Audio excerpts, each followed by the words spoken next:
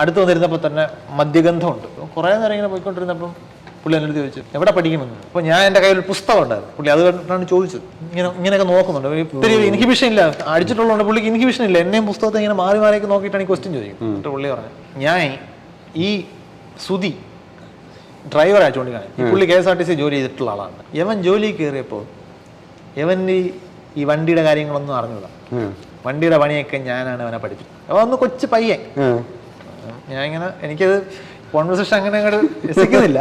സാധാരണ ഈ ഇത്തിരി ഒരു പ്രായം കഴിയുമ്പോഴത്തേക്ക് ഞാനാണ് എല്ലാം ചെയ്തതെന്ന് പറയുന്ന ലൈനിലാണ് ഇത് പോകുന്നത്. അപ്പം എനിക്കത് മൊത്തം തുടക്കത്തിലേ അങ്ങനെ ഒരു സെൻസ് കിട്ടിയോണ്ട് ഞാൻ ഇങ്ങനെ ഇതെങ്ങനെ ഒഴിവാക്കാന്ന് പറഞ്ഞു. പുള്ളി വാങ്ങി. പിന്നെ ഈ ലോ ഫ്ലോർ ബസ്സൊക്കെ വന്നപ്പം നമുക്ക് ഇതിന്റെ പരിപാടിയൊന്നും അറിഞ്ഞുകൂടല്ല. അന്ന് എവൻ്റെ അടുത്ത് ചോദിച്ചാണ് നമ്മൾ ഇതൊക്കെ പഠിച്ചത്. അപ്പൊ അവ എന്റെ ആശാനായില്ലേ. നമ്മൾ ഇങ്ങനെയാണ്, നമ്മൾ ആരുടെ നിന്നും എന്തെങ്കിലും ഇങ്ങനെ പഠിച്ചുകൊണ്ടിരിക്കണം. അപ്പൊ ഞാൻ അതുവരെ ഇങ്ങനെ ഒഴിവാക്കാൻ ശ്രമിച്ചിരുന്ന മനുഷ്യനെ ഞാൻ ഇങ്ങനെ നോക്കി. എനിക്കിപ്പോഴും ആ മനുഷ്യന്റെ മുഖം ഓർമ്മയുണ്ട്. അയാൾ ആരാണ്, അയാളുടെ പേര്